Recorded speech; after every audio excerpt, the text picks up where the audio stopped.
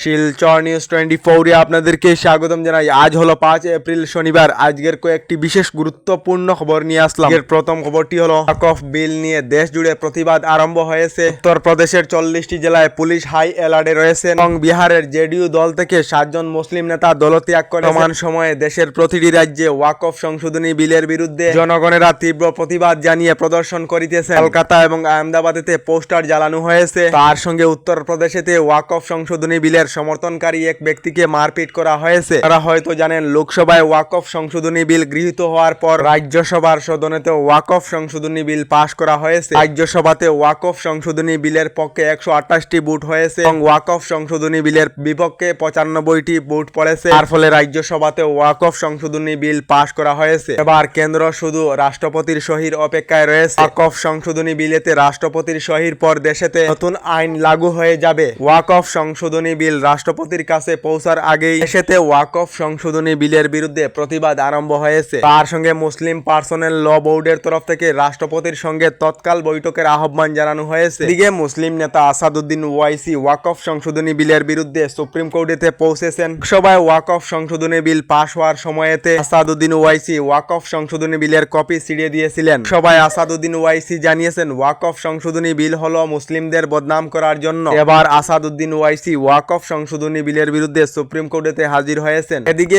All India Muslim জামাতের তরফ থেকে ওয়াকফ সংশোধনী বিলের সমর্থন করা হয়েছে। অল ইন্ডিয়া মুসলিম জামাতের তরফ থেকে মুসলমানদেরকে বলা হয়েছে, ওয়াকফ সংশোধনী বিল মসজিদ, মাদ্রাসা, ঈদগাহের কোনো খাতরা নয়। এই বিল মুসলমানদেরকে অধিকার দেওয়ার জন্য লাগু করা হচ্ছে। কথা জানিয়েছেন অল ইন্ডিয়া মুসলিম জামাতের সভাপতি শাহাবুদ্দিন রেজভি। এদিকে লোকসভায় রাজ্যসভায় ওয়াকফ সংশোধনী বিল পাশ হওয়ার পরেই উত্তরপ্রদেশের মুখ্যমন্ত্রী যোগী আদিত্যনাথ অ্যাকশন মোড়েতে রয়েছে। মুখ্যমন্ত্রী যোগী আদিত্যনাথ উত্তরপ্রদেশের ওয়াকফ অবৈধ সম্পত্তিগুলি জব্দ করার আদেশ দিয়েছেন। এদিকে দেশের প্রধানমন্ত্রী নরেন্দ্র মোদী 3 দিনের সফরে শ্রীলঙ্কায় পৌঁছেছেন। শ্রীলঙ্কার এয়ারপোর্টেতে শ্রীলঙ্কার 6 মন্ত্রী নরেন্দ্র মোদীকে রিসিভ করেছেন। এদিকে প্রধানমন্ত্রী নরেন্দ্র মোদী শ্রীলঙ্কা সফরের আগেই থাইল্যান্ডেতে বিমস্টিক বৈঠকে বিভিন্ন দেশের প্রধানমন্ত্রীর সাথে সাক্ষাৎ করেছেন। বিশেষ করে বাংলাদেশের মুখ্য উপদেষ্টা ডক্টর ইউনূসের সঙ্গে সাক্ষাৎ করে ইউনূস সরকারকে জানিয়েছেন বাংলাদেশেতে হিন্দুদের সুরক্ষা সুরক্ষিত করার জন্য।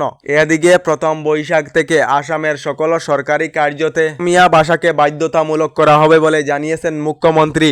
এদিকে অরুণোদয় আঁচনি নিয়ে রাজ্যের মুখ্যমন্ত্রী ডক্টর হিমন্ত বিশ্ব শর্মার বড় ঘোষণা। অরুণোদয় আঁচনিতে প্রতি মাসে 1250 টাকার পরিবর্তে মহিলাদেরকে প্রতি মাসে 2000 টাকা করে দেওয়ার ইঙ্গিত রাজ্যের মুখ্যমন্ত্রী ডক্টর হিমন্ত বিশ্ব শর্মার।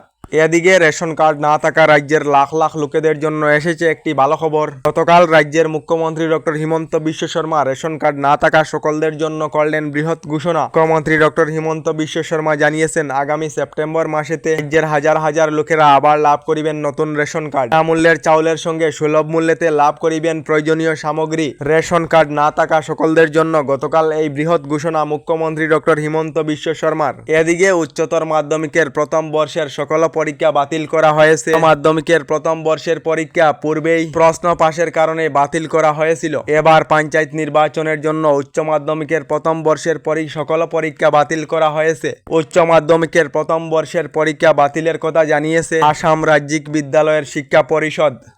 এদিকে রাজ্যের লাখ লাখ লোকেদের জন্য এসেছে একটি ভালো খবর। কারিগর লাভ না করা সকলদের জন্য বৃহৎ ঘোষণা করা হয়েছে। মুখ্যমন্ত্রী ডক্টর হিমন্ত বিশ্ব শর্মা জানিয়েছেন, আগামী সেপ্টেম্বর মাসের ভিতরে রাজ্যের লাখ লাখ লোকেরা লাভ করিবেন সরকারি ঘর। আবারও নতুন করে রাজ্যের 3,80,000 লোকেদেরকে সরকারি ঘর প্রদান করা হবে। আপনারা সরকারি ঘর লাভ করেছিলেন নাকি কমেন্টে নিশ্চয় জানাবেন। আমাদের ডেইলি খবরগুলি ভালো লাগলে আমাদের ভিডিওতে লাইক দিয়ে চ্যানেলটিকে সাবস্ক্রাইব করে নেবেন।